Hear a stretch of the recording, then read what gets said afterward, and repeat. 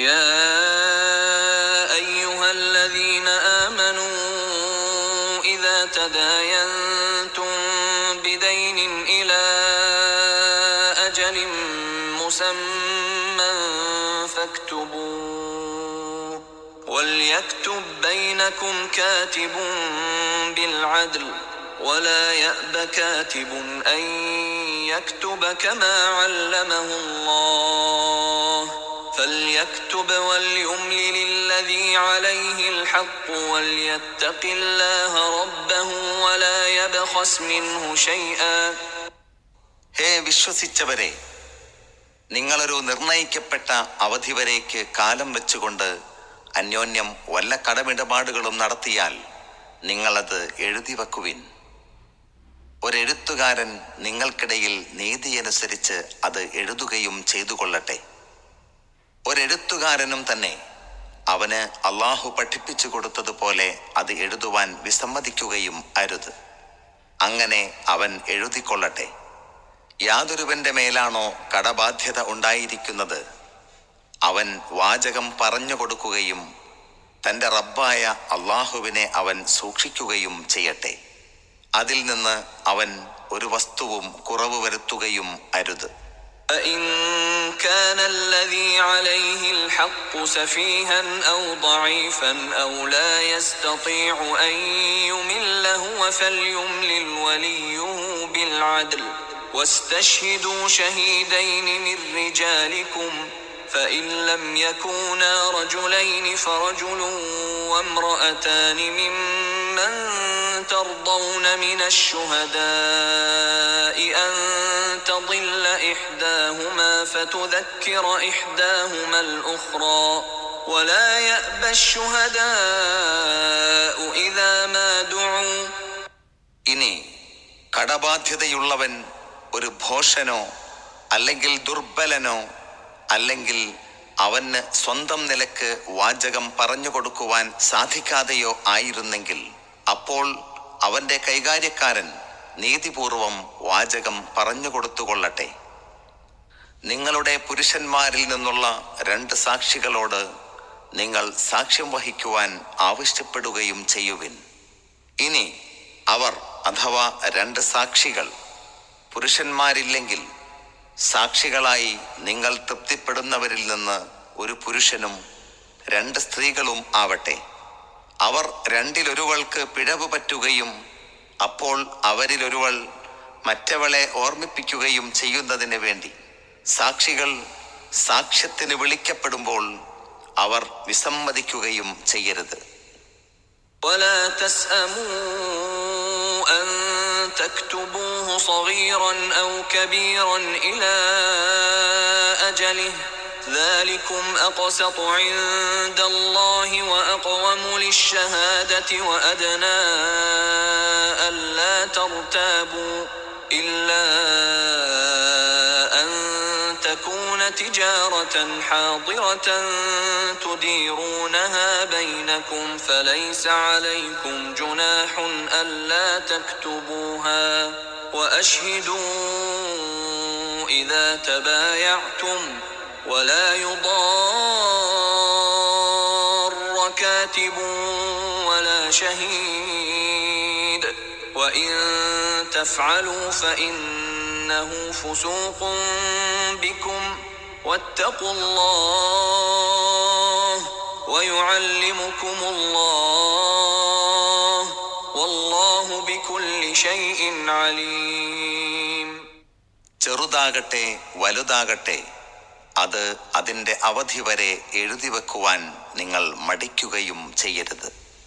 അതൊക്കെ അള്ളാഹുവിൻ്റെ അടുക്കൽ കൂടുതൽ നീതിപൂർവകമായതും സാക്ഷ്യത്തിന് കൂടുതൽ ബലം നൽകുന്നതും നിങ്ങൾ സന്ദേഹപ്പെടാതിരിക്കുവാൻ കൂടുതൽ അടുപ്പമായതുമാകുന്നു. നിങ്ങൾക്കിടയിൽ നിങ്ങൾ നടത്തുന്ന വല്ല റൊക്കക്കച്ചവടവും അഥവാ ഇടപാടും ആയാലൊഴികെ അപ്പോൾ അത് എഴുതി വയ്ക്കാതിരിക്കുന്നതിന് നിങ്ങളുടെ മേൽ തെറ്റില്ല. നിങ്ങൾ അന്യോന്യം വിൽപ്പന അഥവാ കൊള്ളക്കൊടുക്കൽ നടത്തുമ്പോൾ നിങ്ങൾ സാക്ഷി നിർത്തുകയും ചെയ്യുവിൻ. ഒരു എഴുത്തുകാരനാകട്ടെ ഒരു സാക്ഷിയാകട്ടെ ദ്രോഹിക്കപ്പെടുകയും ചെയ്യരുത്. നിങ്ങൾ അങ്ങനെ ചെയ്യുന്നുവെങ്കിലോ അത് നിങ്ങളിലുള്ള ധിക്കാരമായിരിക്കും. നിങ്ങൾ അള്ളാഹുവിനെ സൂക്ഷിക്കുകയും ചെയ്തുകൊള്ളുവിൻ. അള്ളാഹു നിങ്ങൾക്ക് പഠിപ്പിച്ചു തരികയാണ്. അള്ളാഹുവാകട്ടെ എല്ലാ കാര്യത്തെക്കുറിച്ചും അറിയുന്നവനാകുന്നു. കഴിഞ്ഞ വചനങ്ങളിൽ പലിശയെയും പലിശ ഇടപാടുകളെയും കുറിച്ച് പലതും വിവരിച്ചതിന് ശേഷം മനുഷ്യന്റെ സാമൂഹ്യ ജീവിതത്തിലെ നിത്യാവശ്യങ്ങളായ മുതലിടപാടുകളിൽ പൊതുവെ പാലിക്കപ്പെടേണ്ടതും അവയുടെ നന്മയ്ക്കും സുരക്ഷിതത്വത്തിനും ഉപയുക്തമായതുമായ പല ഉപദേശ നിർദ്ദേശങ്ങളും വിധിവിലക്കുകളും ഖുർആനിലെ ഏറ്റവും വലിയ സൂക്തമായ ഈ വചനത്തിൽ അള്ളാഹു സത്യവിശ്വാസികളെ പഠിപ്പിക്കുന്നു. വിശ്വാസത്തിലും സ്വഭാവത്തിലും ആചാരാനുഷ്ഠാനങ്ങളിലുമെന്ന പോലെ ധനപരമായ ഇടപാടുകളിലും സത്യവിശ്വാസികൾ ഉന്നതവും മാന്യവുമായ നിലവാരം പുലർത്തി മറ്റുള്ളവർക്ക് മാതൃകയാകേണ്ടതുണ്ടല്ലോ. വ്യക്തവും വിശാലവുമായ ഭാഷയിൽ അള്ളാഹു കൽപ്പിച്ചിട്ടുള്ള ഈ ഇടപാട് മര്യാദകൾ വേണ്ടതുപോലെ പാലിക്കപ്പെടായിക കൊണ്ട് അവ പാലിക്കുവാൻ മറ്റാരേക്കാളും കൂടുതൽ ബാധ്യസ്ഥരായിരുന്നിട്ട് പോലും മുസ്ലിങ്ങൾക്കിടയിൽ ഇടപാട് സംബന്ധമായ വഴക്കും വക്കാണവും ഇക്കാലത്ത് സാധാരണമാണെന്നുള്ളത് പരിതാപകരമായ ഒരു പരമാർത്ഥമത്രേ. അധിക വ്യാഖ്യാനമോ വിവരണമോ കൂടാതെ തന്നെ ഏറെക്കുറെ എല്ലാവർക്കും മനസ്സിലാക്കാവുന്ന വിധം വ്യക്തമാണ് ഈ വചനത്തിലെ ഉള്ളടക്കങ്ങൾ. എന്നാലും ഓരോ വാക്യത്തിൻ്റെയും വെളിച്ചത്തിൽ നമ്മുടെ മതപണ്ഡിതന്മാർ അവരുടെ ഗ്രന്ഥങ്ങളിൽ കർമ്മപരമായ പല നിയമങ്ങളും വിശദീകരണങ്ങളും നൽകിക്കാണാം. വിശുദ്ധ ഖുർആന്റെ വാചക ശൈലിയുടെയും പ്രതിപാദന രീതിയുടെയും സവിശേഷതയാണത്. സത്യവിശ്വാസികളെ അഭിമുഖീകരിച്ചുകൊണ്ട് ഈ വചനത്തിലടങ്ങിയ നിയമനിർദ്ദേശങ്ങളുടെ സാരാംശം നമുക്കിങ്ങനെ സംഗ്രഹിക്കാം. 1. ഒരു നിശ്ചിത അവധി വെച്ചുകൊണ്ടുള്ള കടമിടപാടുകൾ നടത്തുമ്പോൾ അത് എഴുതി രേഖപ്പെടുത്തി വയ്ക്കേണ്ടതാകുന്നു. കടമിടപാടുകൾ എന്ന് പറഞ്ഞതിൽ മതദൃഷ്ട്യാ വിരോധിക്കപ്പെടാത്തതും അങ്ങുമിങ്ങും കൊടുത്തു തീർക്കേണ്ടുന്ന ബാധ്യത റൊക്കം തന്നെ കൊടുത്തു തീർക്കപ്പെടാത്തതുമായ എല്ലാ ഇടപാടുകളും ഉൾപ്പെടുന്നു. ഈ കൽപ്പന നിയമപരമായ ഒരു നിർബന്ധം അല്ലെങ്കിൽ നിബന്ധന എന്ന നിലയ്ക്കുള്ളതല്ല, അഥവാ എഴുതി വയ്ക്കാത്തത് കൊണ്ട് മാത്രം ശിക്ഷയ്ക്ക് വിധേയമാവുകയോ ഇടപാട് സാധുവല്ലാതാകുകയോ ചെയ്യുന്നതല്ല എന്നത്രേ ഭൂരിപക്ഷം പണ്ഡിതന്മാരുടെയും അഭിപ്രായം. ഭാവിയിൽ സംശയത്തിനോ കശപിശയ്ക്കോ മാർഗമുണ്ടായേക്കുമെന്ന് കണ്ടാൽ നിർബന്ധമായി തീരുന്നതാണ് താനും. അടുത്ത വചനത്തിൽ ഫഇൻ അമിന ബഅ്ദുകും ബഅ്ദാ, നിങ്ങളിൽ ചിലർ ചിലരെ വിശ്വസിച്ചാൽ എന്ന് തുടങ്ങിയ വാക്യം ഇതിന് തെളിവായി ചൂണ്ടിക്കാണിക്കപ്പെടുകയും ചെയ്യുന്നു. ആ വാക്യത്തിന്റെ അർത്ഥവും വ്യാഖ്യാനവും അവിടെ വച്ച് നമുക്ക് കാണാം. ഇൻഷാ അല്ലാഹ്.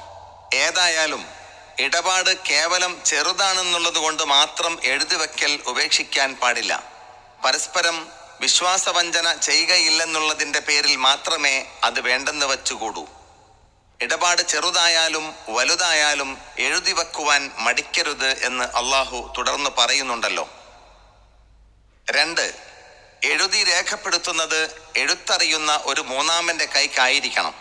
ഇടപാടുകാരിൽ ഒരാളായാൽ എഴുത്തിൽ അയാൾ തൻ്റെ താൽപ്പര്യത്തിന് അനുകൂലമായ വല്ല വ്യത്യാസമോ സൂചനയോ വരുത്തി തീർക്കുവാൻ ഇടയാവുകയോ അല്ലെങ്കിൽ അങ്ങനെ സംശയിക്കപ്പെടുകയോ ചെയ്യാമല്ലോ. മൂന്നാമനാകുമ്പോൾ ഈ ദോഷം സംഭവിക്കുവാനില്ല. അവൻ നീതി പാലിക്കണം. ഒരു പക്ഷത്തിന് പ്രത്യേകം ഗുണമോ ദോഷമോ ഉണ്ടാകുന്നതൊന്നും ചെയ്യാൻ പാടില്ല താനും. അഥവാ ഇടപാടിൻ്റെ സ്വഭാവവും നിശ്ചയങ്ങളും ശരിക്കും അനുസരിച്ചായിരിക്കണം എഴുതുന്നത്. 3. എഴുത്തറിയുന്നവൻ. അവൻ എഴുതി കൊടുക്കേണ്ടുന്ന സന്ദർഭം വന്നാൽ അതിന് വിസമ്മതിച്ചുകൂടാ. അവന് എഴുതുവാൻ കഴിവുണ്ടായത് അള്ളാഹു അവന് ചെയ്തു കൊടുത്ത ഒരു അനുഗ്രഹമാണല്ലോ. അതുകൊണ്ട് തൻ്റെ സഹോദരങ്ങൾക്ക് വേണ്ടി ആ കഴിവ് അവൻ ഉപയോഗപ്പെടുത്തുന്നത് അള്ളാഹുവിനോട് ചെയ്യുന്ന ഒരു നന്ദി കൂടിയാകുന്നു. അതിന് വിസമ്മതിക്കുന്നത് നന്ദി കേടുമായിരിക്കും. ഇത് കേവലം ഒരു സേവനമെന്ന നിലയ്ക്കാണ് ചെയ്തു കൊടുക്കേണ്ടത്. എങ്കിലും പ്രതിഫലം അർഹിക്കത്തക്കവണ്ണം അതിനുവേണ്ടി സമയവും ബുദ്ധിമുട്ടും വിനിയോഗിക്കേണ്ടി വരുന്ന പക്ഷം എഴുത്തുകാരന് പ്രതിഫലം വാങ്ങാവുന്നതുമാകുന്നു. എഴുത്തുകാരനോടും സാക്ഷിയോടും ഉപദ്രവം കാണിക്കരുത് എന്ന് അള്ളാഹു പറഞ്ഞിട്ടുണ്ടല്ലോ. 4. രേഖ തയ്യാറാക്കുമ്പോൾ അതിൽ എഴുതേണ്ടുന്ന വാചകം പറഞ്ഞു കൊടുക്കുവാനുള്ള അവകാശം ആ ഇടപാടിൽ ആരുടെ പേരിലാണ് കടബാധ്യത വരുന്നതെങ്കിൽ അവനുള്ളതാണ്. അവൻ തന്നെ വാചകം പറഞ്ഞു കൊടുക്കുമ്പോൾ ആ ബാധ്യത താൻ ഏറ്റെടുക്കുന്നുവെന്നുള്ള ഒരു ഏറ്റുപറയലും കൂടിയായിരിക്കും അത്. അവന്റെ ഇഷ്ടം പോലെ എന്തും അതിൽ എഴുതി ചേർക്കാമെന്ന് ഇതിനർത്ഥമില്ല. ഉഭയകക്ഷികൾ തമ്മിലുള്ള നിശ്ചയങ്ങൾക്കോ മതനിയമങ്ങൾക്കോ യോജിക്കാത്ത വല്ല കൃത്രിമ വാക്കുകളും അതിൽ ഉൾക്കൊള്ളിക്കുവാൻ പാടില്ല. അവൻ അവന്റെ റബ്ബായ അള്ളാഹുവിനെ സൂക്ഷിച്ചുകൊള്ളുകയും ചെയ്യട്ടെ എന്ന് പറഞ്ഞത് അതാണ് ചൂണ്ടിക്കാട്ടുന്നത്. വാചകങ്ങളിൽ വല്ല പാകക്കേടും വരുന്നുണ്ടോ എന്ന് മറുകക്ഷിക്ക് ആരായാവുന്നതുമാകുന്നു. 5. ഇടപാടുകളെ സംബന്ധിച്ച രേഖകളും ലക്ഷ്യങ്ങളും പറഞ്ഞുകൊടുത്ത് എഴുതിക്കുവാൻ എല്ലാവർക്കും സാധിക്കുകയില്ലല്ലോ. ഉദാഹരണമായി ഭോഷൻ, അവിവേകി, ഭ്രാന്തൻ, കുട്ടി, ഭാഷ അറിയാത്തവൻ, ഊമ, രോഗി, വിദേശത്ത് താമസിക്കുന്നവൻ, ഇവർക്കെല്ലാം അതിന് കഴിയുകയില്ല. അതുകൊണ്ട് അങ്ങനെയുള്ളവർക്ക് വേണ്ടി അവരുടെ കൈകാര്യങ്ങൾ നടത്തുന്ന രക്ഷിതാക്കളോ പ്രതിനിധികളോ അക്കാര്യം നിർവഹിക്കണം. ഇവരും നീതിയുടെ കാര്യം പ്രത്യേകം ശ്രദ്ധിക്കണം. നിശ്ചയത്തിനും യഥാർത്ഥത്തിനും വിരുദ്ധമായി അവരവരുടെ വക അതിലൊന്നും കൂട്ടിക്കലർത്തിക്കൂടാ. 6. എഴുതി രേഖപ്പെടുത്തിയാൽ മാത്രം പോരാ, 2 പേരെ സാക്ഷി നിർത്തുകയും വേണം. സാക്ഷികൾ മുസ്ലിങ്ങളും പ്രായപൂർത്തിയെത്തിയ പുരുഷന്മാരുമായിരിക്കണം. നിങ്ങളുടെ പുരുഷന്മാരിൽപ്പെട്ടവർ എന്ന വിശേഷണത്തിൽ നിന്ന് ഇത് മനസ്സിലാക്കാം. സ്ത്രീകളെ സാക്ഷിയാക്കുന്നതിനെ പറ്റി തുടർന്ന് പറയുന്നുണ്ടെങ്കിലും ഇടപാട് കാര്യങ്ങളിൽ പുരുഷന്മാരാണ് സാക്ഷ്യം വഹിക്കുവാൻ സ്ത്രീകളെക്കാൾ അർഹരെന്ന് ഇതിൽ സൂചനയുണ്ട്. ഇത്തരം കാര്യങ്ങളിൽ കൂടുതൽ വിവേകവും പരിചയവും പുരുഷന്മാർക്കാണല്ലോ ഉണ്ടാകുക. കോടതിയിലും മറ്റും സാക്ഷ്യം നിർവഹിക്കുവാനുള്ള സൗകര്യവും കൂടുതൽ അവർക്കായിരിക്കും. സാക്ഷികൾ മര്യാദക്കാരും പൊതുസമ്മതരുമായിരിക്കേണ്ടതാണ്. അതാണ് മിമ്മൻ തർദൗന അഥവാ നിങ്ങൾ തൃപ്തിപ്പെടുന്നവരിൽ നിന്ന് എന്ന വിശേഷണം ചൂണ്ടിക്കാണിക്കുന്നത്. 7. സംഗതിവശാൽ 2 പുരുഷന്മാരെ സൗകര്യപ്പെട്ടിട്ടില്ലെങ്കിൽ ഒരു പുരുഷനും 2 സ്ത്രീകളുമാവാം സാക്ഷികൾ. സ്ത്രീകളുമായി പ്രത്യേകം ബന്ധമുള്ള ചില കാര്യങ്ങളിൽ സ്ത്രീകളുടെ സാക്ഷ്യത്തിന് പ്രത്യേക സ്ഥാനം കൽപ്പിക്കപ്പെട്ടിട്ടുണ്ടെങ്കിലും ഇടപാടുകളുടെ കാര്യത്തിൽ സ്ത്രീകൾ മാത്രം സാക്ഷികളായാൽ പോരാ എന്നാണ് ഇതിൽ നിന്ന് മനസ്സിലാകുന്നത്. 8. ഒരു പുരുഷന്റെ സ്ഥാനത്ത് 2 സ്ത്രീകൾ വേണമെന്ന് വയ്ക്കുവാൻ കാരണം അവർക്ക് പലപ്പോഴും ഓർമ്മത്തെറ്റും പിഴവും പിണഞ്ഞേക്കുമെന്നുള്ളതാണ് എന്നുകൂടി അള്ളാഹു ഓർമ്മിപ്പിക്കുന്നു. ഒരുവൾക്ക് അബദ്ധം പിണഞ്ഞാൽ മറ്റവൾ അത് ഓർമ്മപ്പെടുത്തി തിരുത്തിക്കൊടുക്കുവാൻ ഇത് ഉതകുമല്ലോ. വ്യക്തികളെ അപേക്ഷിച്ച് നോക്കുമ്പോൾ ചില സ്ത്രീകൾ ബുദ്ധിയിലും ഓർമ്മശക്തിയിലുമൊക്കെ പല പുരുഷന്മാരെയും കവച്ചു വച്ചേക്കാമെങ്കിലും സ്ത്രീയും പുരുഷനും തമ്മിൽ പൊതുവെയുള്ള ബുദ്ധിപരമായ വ്യത്യാസമാണ് അള്ളാഹു ഇത് മുഖേന സൂചിപ്പിക്കുന്നത്. ഒരിക്കൽ നബി സല്ലല്ലാഹു അലൈഹി വസല്ലമ സ്ത്രീകളോട് ഇങ്ങനെ ഉപദേശിക്കുകയുണ്ടായി: നിങ്ങൾ ദാനധർമ്മങ്ങൾ ചെയ്യുകയും അധികമായി പാപമോചനം തേടുകയും ചെയ്യണം. നരകക്കാരിൽ സ്ത്രീകൾ അധികമായിട്ടാണ് എനിക്ക് കാണിക്കപ്പെട്ടിരിക്കുന്നത്. അപ്പോൾ ഒരു സ്ത്രീ അതിന് കാരണം ചോദിച്ചു. തിരുമേനി പറഞ്ഞു, നിങ്ങൾ ബന്ധുക്കളോട് നന്ദികേട് കാണിക്കുകയും ശാപം വർദ്ധിപ്പിക്കുകയും ചെയ്യുന്നു. ബുദ്ധിയും മതവും കുറവായ നിങ്ങളിൽ ഒരുവൾ ദൃഢമനസ്കനായ ഒരു പുരുഷന്റെ ബുദ്ധിയെ പരാജയപ്പെടുത്തുന്നതിനേക്കാൾ അതിന് കഴിവുള്ള മറ്റാരെയും ഞാൻ കണ്ടിട്ടില്ല. അപ്പോൾ ആ സ്ത്രീ ചോദിച്ചു, ഞങ്ങൾക്ക് ബുദ്ധിയിലും മതത്തിലും എന്താണ് കുറവ്? തിരുമേനി പറഞ്ഞു, 2 സ്ത്രീയുടെ സാക്ഷ്യം ഒരു പുരുഷന്റെ സ്ഥാനത്ത് നിലകൊള്ളുന്നുവെന്നുള്ളത് അവളുടെ ബുദ്ധിയുടെ കുറവ് നിമിത്തമാണ്.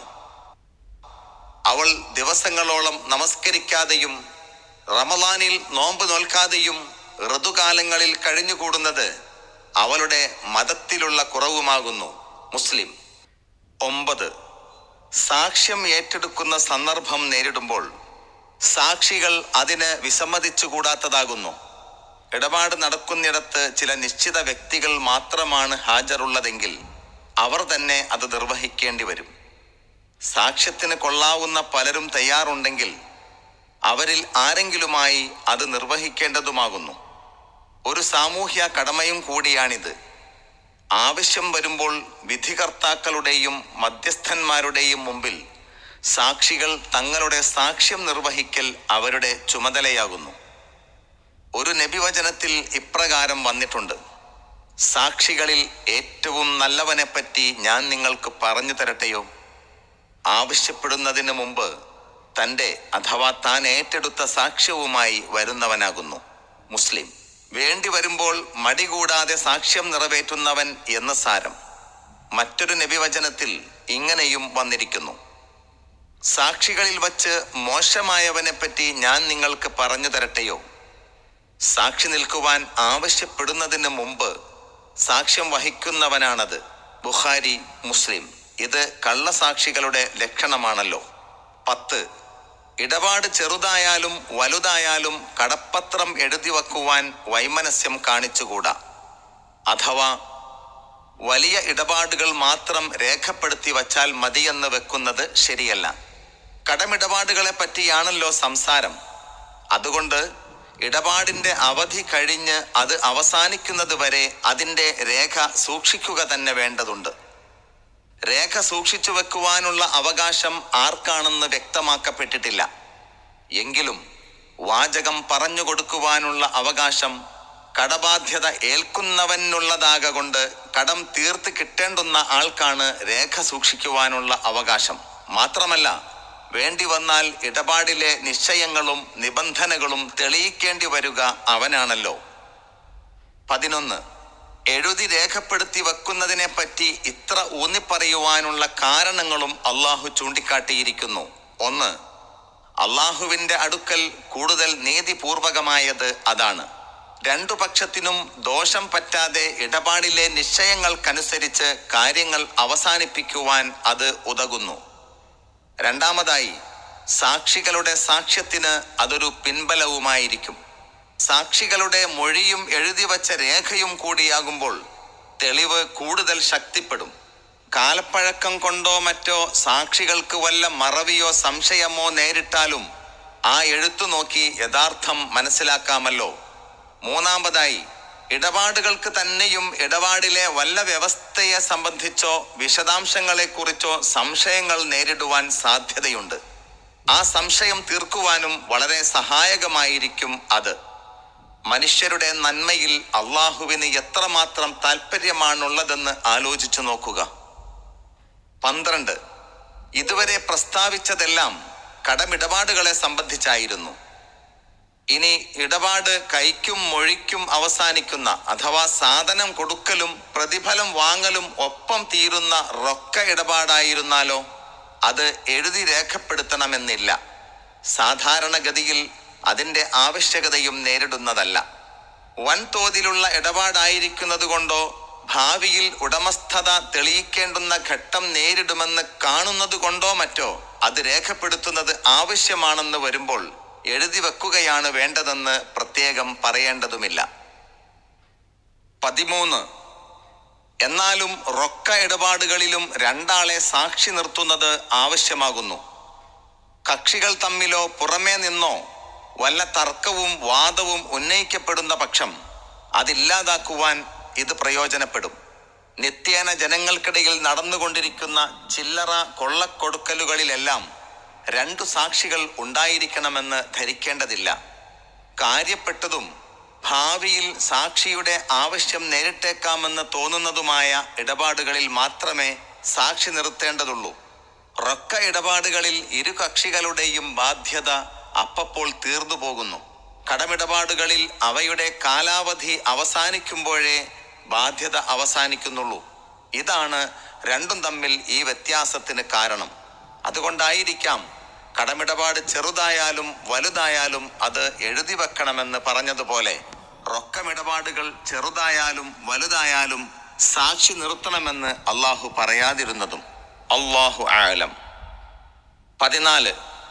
വലാ യുദാറ കാതിബുൻ വലാ ഷഹീദ് എന്ന വാക്യത്തിലെ യുദാറ എന്ന ക്രിയാരൂപം കർത്താവ് അറിയപ്പെടുന്നതും മഅറൂഫ് കർത്താവ് അറിയപ്പെടാത്തതും മജ്ഹൂൽ ആയിരിക്കുവാൻ സാധ്യതയുണ്ട്.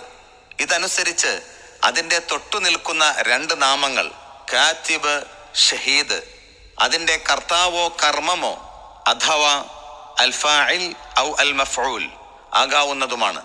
അതിനാൽ ആ വാക്യത്തിന് 2 പ്രകാരത്തിൽ അർത്ഥം വരാം. ഒന്നാമത്തേത് പ്രകാരം എഴുത്തുകാരനാവട്ടെ സാക്ഷിയാകട്ടെ ഉപദ്രവമുണ്ടാക്കരുത് എന്നും, രണ്ടാമത്തേതു പ്രകാരം എഴുത്തുകാരനോടാകട്ടെ സാക്ഷിയോടാകട്ടെ ഉപദ്രവം ചെയ്യപ്പെടരുത് എന്നും അർത്ഥമായിരിക്കും. ഈ രണ്ടാമത്തെ അർത്ഥമാണ് നാം പരിഭാഷയിൽ സ്വീകരിച്ചിരിക്കുന്നത്. രണ്ടായാലും ഉദ്ദേശ്യം വ്യക്തമാണ്. എഴുത്തിലോ സാക്ഷിമൊഴിയിലോ കൃത്രിമം നടത്തുക, ആവശ്യം നേരിടുമ്പോൾ എഴുതി കൊടുക്കുവാൻ മടിക്കുക, സാക്ഷ്യം നിർവഹിക്കാതിരിക്കുക, മര്യാദയിൽ കവിഞ്ഞ കൂലിയോ യാത്രാ ചെലവോ വാങ്ങുക മുതലായ ഉപദ്രവങ്ങൾ എഴുത്തുകാരൻ്റെയും സാക്ഷിയുടെയും ഭാഗത്ത് നിന്ന് ഉണ്ടായിക്കൂടാ എന്നായിരിക്കും ആദ്യത്തെ അർത്ഥപ്രകാരം അതിൻ്റെ ഉദ്ദേശ്യം. എഴുത്തിലോ സാക്ഷ്യത്തിലോ കൃത്രിമം നടത്തുവാൻ നിർബന്ധിക്കുക, മര്യാദ പ്രകാരം നൽകപ്പെടേണ്ടുന്ന കൂലിച്ചെലവുകൾ കൊടുക്കാതിരിക്കുക, ഒഴിവും സൗകര്യവുമില്ലാത്തവരെ എഴുതുവാനും സാക്ഷി പറയുവാനും ബുദ്ധിമുട്ടിക്കുക മുതലായ ഉപദ്രവങ്ങൾ ഇടപാടുകാരുടെ ഭാഗത്ത് നിന്ന് ഉണ്ടായിക്കൂടാ എന്നായിരിക്കും രണ്ടാമത്തെ അർത്ഥപ്രകാരം അതിൻ്റെ താൽപ്പര്യം. 15. ആരുടെ ഭാഗത്തു നിന്നായാലും ഉപദ്രവവും അനീതിയും ഉണ്ടാകുന്ന പക്ഷം അതവരിൽ നിന്നുള്ള ധിക്കാരവും തോന്നിയവാസവുമായിരിക്കുമെന്ന് അള്ളാഹു താക്കീത് നൽകുന്നു. തുടർന്നുകൊണ്ട് എല്ലാവരും എല്ലാ വിഷയത്തിലും അള്ളാഹുവിനെ സൂക്ഷിക്കണമെന്നും, ഇത്രയൊക്കെ വിശദ രൂപത്തിൽ കാര്യങ്ങൾ വിവരിച്ചു തരുന്നത് നിങ്ങൾ നിങ്ങളുടെ മതനിയമങ്ങൾ പഠിച്ചറിയുവാൻ വേണ്ടിയാണെന്നും, നിങ്ങളുടെ നന്മയ്ക്കും വിജയത്തിനും ആവശ്യമായ നിയമങ്ങൾ എന്തൊക്കെയാണെന്നും, നിങ്ങൾ അവ എത്രത്തോളം പാലിക്കുന്നുണ്ട് എന്നും തുടങ്ങിയ സർവ കാര്യങ്ങളെക്കുറിച്ചും അള്ളാഹു അറിയുന്നുണ്ടെന്നും ഓർമ്മിപ്പിച്ചുകൊണ്ടാണ് ഈ മഹത്തായ വചനം അള്ളാഹു അവസാനിപ്പിക്കുന്നത്. അള്ളാഹുവിന് അവന്റെ അടിയാന്മാരായ സത്യവിശ്വാസികളുടെ ഐഹികവും പാരത്രികവുമായ ജീവിതങ്ങൾ വിജയകരമാക്കുന്നതിലുള്ള താൽപ്പര്യവും അവരുടെ നേരെ അവൻ കാണിക്കുന്ന കാരുണ്യവും എത്ര മഹത്തരം! മുലകുടിക്കുന്ന ശിശുവിനോട് അതിൻ്റെ മാതാവിനുള്ളതിനേക്കാൾ എത്രയോ കരുണയാണ് അള്ളാഹുവിന് അവന്റെ അടിയാന്മാരോടുള്ളതെന്ന് നബി സല്ലല്ലാഹു അലൈഹി വസല്ലമ ഒരു സന്ദർഭത്തിൽ അരുളി ചെയ്ത ഹദീസും നാം മുമ്പ് വായിക്കുകയുണ്ടായല്ലോ. അല്ലാഹുമ്മ ഫലക്കൽ ഹംദ് ഹത്താ തർദാ.